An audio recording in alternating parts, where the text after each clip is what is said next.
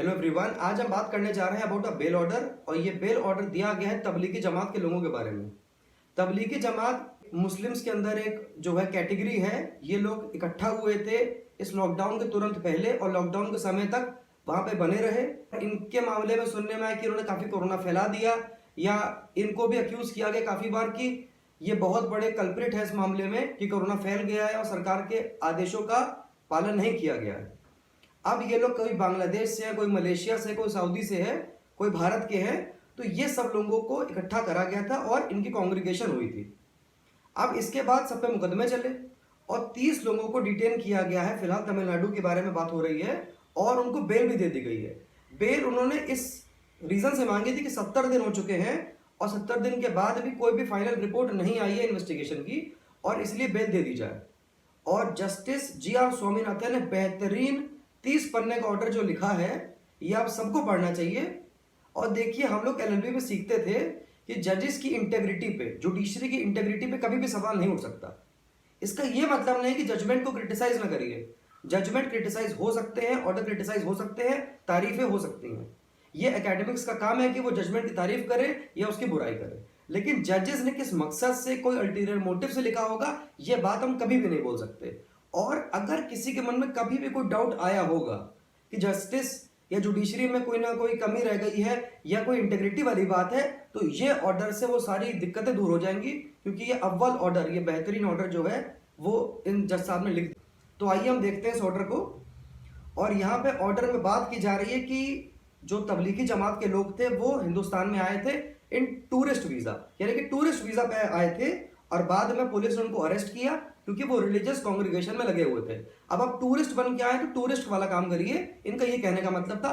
आप रिलीजियस मामले में चले गए और यहाँ पे आपने जो जो आपका वीजा लॉ है उसका आपने वायलेशन कर दिया। और ये कहा कि इन्होंने साथ ही कोविड-19 के बारे में जानते हुए भी कि यहाँ पे ऑर्डर हो चुके हैं, वो ग्रुप में रहे, और ग्रुप में रहने के साथ साथ उन्होंने सोशल डिस्टेंसिंग का पालन नहीं किया। अब देखिए, यहाँ पे ये जो पूरी पार्टी बनी हुई है रिस्पोंडेंट और पेटिशनर की, यहाँ पे पेटिशनर 11 व्यक्ति हैं इस वक्त, जो 11 के 11 बांग्लादेशी हैं, और साथ ही यहाँ पे 2 रिस्पोंडेंट हैं, जहाँ पे एक स्टेट ऑफ तमिलनाडु का एक डिस्ट्रिक्ट है और साथ ही दूसरा है union of India ministry of home affairs. अब ये बात बोली गई है कि इन पे जब एफआईआर हो गई, वो एफआईआर करी गई है 13 और 14 section of foreigners act 1946, section 188, 269, 270, 271, 278 of IPC, section 3 of epidemics act of 1897 और section 58 clause 4, 134, 35 of Tamil Nadu public health act, section 51B of disaster management act of 2005। और यह बोला गया कि इस करने के बाद इनको जो है लॉक करा गया है, फिलहाल इनको जेल में रखा गया है, सेंट्रल प्रिजन पुर्जल। अब इसके बाद ये बात बोली गई कि अभी तक 70 दिन हो चुके हैं। जो पेटिशनर ने बोला कि 70 दिन होने के बावजूद इनको जेल में रखा गया है, और रखने के साथ साथ अब इनका टाइम खत्म हो चुका है कि इनको जेल में रखा जाए। कोई फाइनल रिपोर्ट आई है नहीं अभी तक, और इसलिए इनको बेल दे दी जाए। साथ ही बोला गया कि फैक्ट्स और सर्कमस्टेंसेस को आप अगर पूरी तरह से देखेंगे, इस 70 दिन के पीरियड को देखेंगे, इन्वेस्टिगेशन अभी तक चल रही है इसको देखेंगे, तो आपको बेल देने में आसानी होगी और आप बेल दे देंगे। ये इन्होंने डिमांड करी। अब एक तरफ सरकार की तरफ से ये बात आई कि अभी तक ये एफआईआर के स्टेज में है और इन्वेस्टिगेशन अभी हो रही है, इसीलिए अभी तक फाइनल रिपोर्ट नहीं आई है, आप हमको मौका दे दीजिए। और अगर इनको बेल मिलती भी है तो इसके बाद भी इनको रखा जाएगा इन अ स्पेशल कैंप। और ये जो स्पेशल कैंप है, ये देखेंगे तो फॉरेनर्स एक्ट ऑफ 1946 के हिसाब से इन्होंने कहा है कि अगर कोई फॉरेनर इस तरह का काम करता है या गलत चीजों में इन्वॉल्व हो जाता है या वायलेशन कर देता है, तो फिर उसको स्पेशल कैंप में रखा जाता है। कोर्ट ने इसमें पहली बात ये बोली कि सबसे पहले हमको ये देखना है कि कौन कौन सी चीजों पे कोई डिस्प्यूट ही नहीं है। तो पहली चीज अनडिस्प्यूटेड जो है कि ये लोग फॉरेन नेशनल्स हैं, और दूसरी बात ये टूरिस्ट वीजा पे ही केवल आए थे। तीसरी बात क्या है कि इन्होंने पब्लिक ट्रैंक्विलिटी यानी कि शांति भंग करने की कोई कोशिश नहीं करी है, क्योंकि इस पे तो सरकार ने बोला ही नहीं कि इन्होंने शांति भंग करी है या पब्लिक ट्रैंक्विलिटी डिस्टर्ब करी है, तो ये बात भी अनडिस्प्यूटेड है। फिर यह बात भी अनडिस्प्यूटेड है कि 70 दिन से ये लोग उस जेल में बंद हैं और अभी तक फाइनल रिपोर्ट नहीं। यहां पे कोर्ट ने एक बेहतरीन बात करी और यह कहा कि हमको देखना पड़ेगा एक्सोडस कॉन्स्टिट्यूशनलिज्म, जो एक एसे है by the great professor Upendra Baxi, और उन्होंने कहा कि there is also no such thing as migrants. ये माइग्रेंट्स कुछ नहीं होते, ये माइग्रेंट्स कोई चीज़ नहीं होती, ये केवल अलग नीड्स और अलग एबिलिटीज़ वाले ग्रुप्स और इंडिविजुअल्स होते हैं। और हमको इनको एक तबलीगी जमात ऐसी कोई चीज़ है ऐसा देख के नहीं चलना है। ये लोग अलग अलग इंडिविजुअल हैं, इनमें से कोई बूढ़े हैं, कोई इसमें कमज़ोर है, कोई औरतें हैं, या अलग अलग व्यक्ति हैं, और हमको इंडिविजुअलाइज करके देखना पड़ेगा इस पूरे मामले को। और ये कहा कि ये सब बेदाब हैं अपने परिवार से मिलने के लिए, they are all eager to meet their families. और ये लोग इस चीज को रखने को भी तैयार हैं कि हम 10 साल तक हिंदुस्तान में प्रवेश नहीं करेंगे, वीजा के लिए अप्लाई नहीं करेंगे, जैसा कि सरकार ने कहा था कि आप लोगों को 10 साल तक अलाउ नहीं किया जाएगा। तो ये लोग खुद से एक सवाल पूछा कि क्या हमको बेल देनी चाहिए इनको, और कोर्ट ने खुद से ही जवाब दिया कि हाँ, हमको इनको बेल देनी चाहिए, क्योंकि हमको कोई और रिस्ट्रिक्शन नहीं दिखती है इस मामले में कि हमको बेल इनको नहीं देनी है। और ये कहा कि जब 70 दिन बीत चुके हैं, जब इन्वेस्टिगेशन पेंडिंग है, तो ये काम केवल प्रोसिक्यूशन यानी कि सरकार का है कि वो हमको सबूत दे, वो हमको रीजन बताए कि हम इनको बेल क्यों ना दे। ये ओनस, ये बर्डन ऑफ प्रूफ जो है, ये इस वक्त सरकार पे आ चुका है। दूसरी बात उन्होंने ये बोली कि इनको 70 दिन से यानी कि अप्रैल के फर्स्ट वीक से वहां तक रखा गया था, और इस ये फॉरेन में रह रहे हैं, उनका देश बांग्लादेश है, मलेशिया है, कहीं इंडोनेशिया है, इसीलिए यहाँ पे वो श्योरिटी अरेंज नहीं कर सकते हैं, और इसीलिए उनको उनके खुद के बॉन्ड पे छोड़ दिया जाए, कोई पैसा लेके या कुछ भी करके उनको पर्सनल बॉन्ड पे छोड़ा जाए।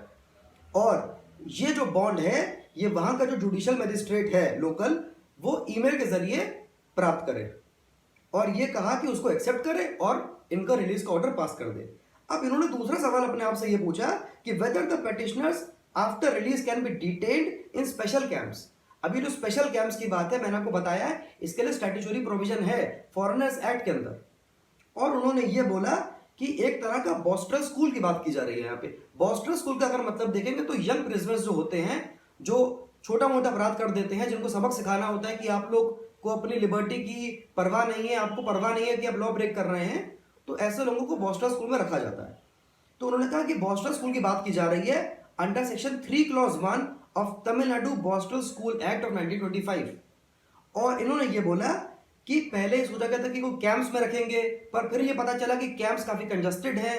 फिर इन्होंने ये फैसला किया सरकार ने डीजीपी के कहने पे कि हम बॉस्टल स्कूल जो प्रिजन का स्पेशल कैंप है वहां पे इनको रखेंगे, यानी कि वो प्रिजन के अगल बगल पास में ही उसी के प्रेमाइसिस के अंदर हम एक स्पेशल कैंप बना देंगे और वहीं पे इनको, जहां पे ये बात की गई थी बॉस्टल स्कूल के बारे में और पहले कोई और कैंप के बारे में, तो कहा कि इस पूरी चीज को देख के ये लगता है कि it is all acted in haste, कि जल्दबाजी में काम किया जा रहा है, और there is no application of mind, कि आपने बिल्कुल दिमाग का प्रयोग कोई नहीं किया इस मामले में। आपने ये ध्यान नहीं दिया कि कब क्या काम करना है, बस आपने कहा कि फटाफट इनको बस जो है अंदर करो या बाहर करो, जो करना है करो।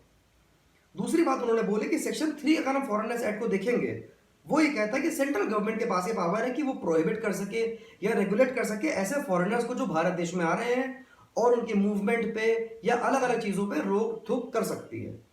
और उन्होंने बोला कि सेक्शन 3(2)E ये बात करता है कि वो ऑर्डर पास कर सकती है इस तरह के करने के, जैसे कि requiring them to reside in a particular place, कि वो एक जगह पे रुके रहें, या फिर उनके मूवमेंट पर रिस्ट्रिक्शन लगा सकते हैं। तो ऐसे काम करने की शक्ति, ऐसे काम करने की पावर जो है वो सेंट्रल गवर्नमेंट के पास होती है। इसलिए एक रिस्पोंडेंट यहाँ पे union of India, ministry of home affairs है। और उन्होंने कोर्ट ने बोला 4 क्लॉज 2 के बारे में ऑफ फॉरेनर्स एक्ट ऑफ 1946, और ये कहा कि जब कोई व्यक्ति, जब कोई फॉरेनर 3 क्लॉज 2 क्लॉज E के अंदर आ जाता है, तो फिर वो ऑटोमेटिक 4 क्लॉज 2 में चला जाता है, और उसको आप इस जगह पे या उस जगह पे रख सकते हैं। कोर्ट ने बात बोली कि सरकार का जो वकील है वो इसी बात पे लड़ाई कर रहे हैं कि 4 क्लॉज 2 के अंदर हम उनको रखेंगे। यहां पे कोर्ट ने, पहले हमको ध्यान रखना है 3(2)E ऑफ फॉरेनर्स एक्ट, जिसको हम पढ़ेंगे 4 क्लॉज 2 के साथ, फिर देखना है 3 क्लॉज 2 क्लॉज G, और हम पढ़ेंगे उसको 4 क्लॉज 1 के साथ। और ये बोला गया कि 3(2)G में ये बात लिखी है अरेस्ट या डिटेन्ड या कन्फाइंड। फिर उन्होंने कहा कि 4 क्लॉज 1 में जब देखेंगे तो वहां पे वर्ड यूज डिटेन्ड या कन्फाइंड। फिर उन्होंने ये बात बोली कोर्ट ने कि इसीलिए अब हमको फर्क करना पड़ेगा इस पूरी चीज के अंदर, जो कहता है कि एक चीज होती है डिटेंशन या कन्फाइनमेंट, और एक चीज होती है रेसिडेंस, जो बात करता है 4 क्लॉज 2। और ये कहा कि जो पेटिशनर हैं, ये लोग जो मांग रहे हैं बेल, ये आएंगे 3 क्लॉज 2 क्लॉज E के अंदर, जो पढ़ा जाएगा 4 क्लॉज 2 के साथ। और इसीलिए 4 क्लॉज 2 क्या बोलता है, रेसिडेंस। इसका मतलब यह हुआ कि जब बात करते हैं कन्फाइनमेंट की, या बात करते हैं किसी को डिटेन करने की, और बात करते हैं रेसिडेंस की, तो इन दोनों को रखा जा रहा है किसी जगह पे, इन दोनों को कन्फाइन किया जा रहा है किसी जगह पे। लेकिन जब एक व्यक्ति आता है डिटेन के अंदर, तो फिर उस जगह का जहां पे वो रह रहे हैं उसके हालातों में कुछ कमी की जा सकती है। लेकिन जब कोई व्यक्ति आता है 4+2 के अंदर, जो ये लोग आए हैं, इनको रखा जाएगा ऐसी जगह पे जो जेल जैसी ना हो। ये इन्होंने फर्क करा कि डिटेन में और रेसिडेंस में फर्क होता है। और ये लोग आते हैं रेसिडेंस में और आप इनको रखना चाह रहे हैं एक प्रिजन के कैंप में। इसका मतलब ये हालात और रेसिडेंस वाले हालात एक समान नहीं है। यहाँ पे proper sanitation, proper facility, food, eating जो है, ये फैसिलिटी वहां पे नहीं मिलने वाली है। और इसीलिए हम ये कहते हैं आपसे कि इनको किसी और जगह पे रखने की आप सोचिए। ये बोला कि इसका मतलब ये हुआ कि जो भी कैंप्स में इनको रखा जाएगा रेसिडेंस के पर्पस के लिए, उस कैंप्स को भी कुछ पैरामीटर्स को फुलफिल करना पड़ेगा। वो कोई जेल या कोई बिल्कुल जंगल जैसा नहीं हो सकता है। और इसीलिए उन्होंने कहा कि 4+2 is a superior provision than 4+1। और ये 4+2 में आ रहे हैं, यानी कि इनकी कंडीशंस भी सुपीरियर होनी चाहिए।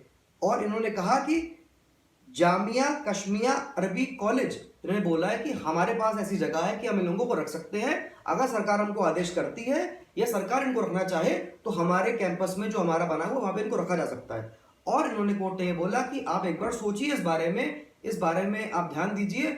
और अगर आपको ये सही लगता है कि इस जगह पे जहां पे ये लोग कह रहे हैं इनको रखा जा सकता है, जहां पे कंडीशंस बेहतर है इनके हिसाब से, आप इनको वहां पे रखिए। Just have the right to return to their native country.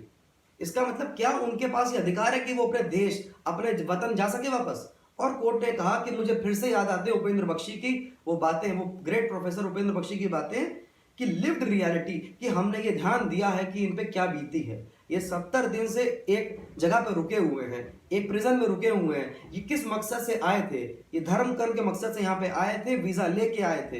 ये बात सही है कि इन्होंने वीजा का वायलेशन किया है, लेकिन वीजा लॉ का वायलेशन कर देना अपने आप में इनको क्रिमिनल बना देना नहीं होता है। कोरोना के दौर में हमको ये समझा दिया गया है कि हम एक दूसरे की परवाह करें, एक दूसरे की केयर करें, और साथ ही कोई वीजा वायलेटर जो है वो बहुत बड़ा क्रिमिनल नहीं बन जाता है। और इन्होंने कहा कि they are yearning to breathe the native air in their own land. वो तड़प रहे हैं अपने वतन की, अपने मिट्टी की खुशबू के लिए। और 482 का इस्तेमाल करते हुए ऑफ सीआरपीसी जो बात करता है कि high court as a power to ends of justice के लिए वो कुछ भी कर सकता है। एक एफआईआर को क्वैश कर सकता है, एक क्रिमिनल प्रोसीडिंग को टर्मिनेट कर सकता है अगर उसको लगता है कि वो गलत तरह से चल रही है। कोर्ट ने फिर नाम लिया प्रोफेसर उपेंद्र बख्शी का और ये कहा कि अस और देम, यानी कि हम और वो अलग अलग तो हैं, लेकिन आर्टिकल 21 हर व्यक्ति पे लागू होता है, चाहे वो हम हैं चाहे वो हैं। वो सब उस प्रोसीजर ऑफ लॉ के अंदर आते हैं जो जस्ट, फेयर और रीजनेबल होना चाहिए। और ये उन्होंने कहा जो और प्रोसीडिंग अगर चलेगी और दिन अगर जेल में रहेंगे, इट इज सरप्लस और अननेसेसरी सफरिंग। वो लोग ऑलरेडी बहुत सफर कर चुके हैं और कोई और उन पे प्रभाव, उनको कोई और दिन जेल में बंद करना, उनको और परेशान करना किसी भी तरह से अब उनके साथ ज्यादती होगी। और कोर्ट ने बात करी, अज्यूम भी कर लेते हैं कि इन्होंने वो अपराध किया, इनकी गलती थी, फिर भी इन उषा बद्री पूनावाला वर्सेस कुरियन बाबू में ये बोला गया था कि 482 जो बात करता है हाईकोर्ट की, मैंने आपको ऑलरेडी बता दिया कि एंड्स ऑफ जस्टिस के लिए कोर्ट कुछ भी कर सकता है। कि वहां पे अगर कोर्ट को लगता भी है प्राइमा फेसी कि गलती हुई है बाय द अक्यूज्ड, फिर भी उसके फेवर में बात करने की पावर रखता है हाईकोर्ट। करिए और कहा आर्टिकल 12 में ऑफ आईसीसीपीआर यानी कि international covenant on civil and political rights, और बोला कि अगर एक व्यक्ति लॉफुली किसी टेरिटरी के अंदर रहता है, चाहे वो अपने देश में हो चाहे कहीं और भी हो, उसके पास मर्जी है कि वो कभी भी किसी भी देश से जा सकता है, कहीं देश में आ सकता है लॉफुली। लेकिन ये बात सही है कि कभी कभी कुछ मामलों में, फॉर एग्जांपल नेशनल सिक्योरिटी या पब्लिक ऑर्डर के मामले में, उस पर कोई ना कोई कार्रवाई, रोक टोक की जा सकती है। आर्टिकल 51 भी बात करता है ऑफ द कॉन्स्टिट्यूशन, जो बात करता है डीपीएसपी की, requires a state to endeavour and foster respect for international law. Court ने इन बातों के बाद बोला कि मुझे इस बात का एहसास है कि जो मैं बोल रहा हूं वो लॉ के अगेंस्ट में नहीं है, या मैं सरकार को कोई ऑर्डर या आदेश नहीं दे रहा हूं। मैं सरकार को केवल ये कह रहा हूं कि आप अब उनको तैयारी करिए उनके घर वापस भेजने की, और ये मैं आपके सामने ओपिनियन रख रहा हूं। और साथ ही मैं आपके सामने सरकार को ऑर्डर भी रख रहा हूं, जिस सरकार के ऑर्डर में कहा गया था कि अगर कोई भी फॉरेनर इस कोरोना के वक्त में यहाँ पे धर्म कर्म के काम पे आता है, उसके नाम पे आता है, तो जल्दी से जल्दी उसको वापस भेजा जाए। तो अगर आप ये काम करेंगे, अगर तमिलनाडु की सरकार ये काम करती है उनको वापस भेजने का, तो फिर वो केंद्र सरकार के ऑर्डर का पालन करते हुए काम कर रही है। मैं आपको बस यही बताऊंगा कि जुडिशरी की जो वाइड पावर्स हैं उसको आज हमने देख लिया है कि जजेस of high court and supreme court की कितनी वाइड पावर होती है और वो किस हद तक और क्या क्या कर सकते हैं। अगर आपको वीडियो पसंद है उसको लाइक करिए, चैनल को सब्सक्राइब करिए और वीडियो को शेयर करिए। Thank you.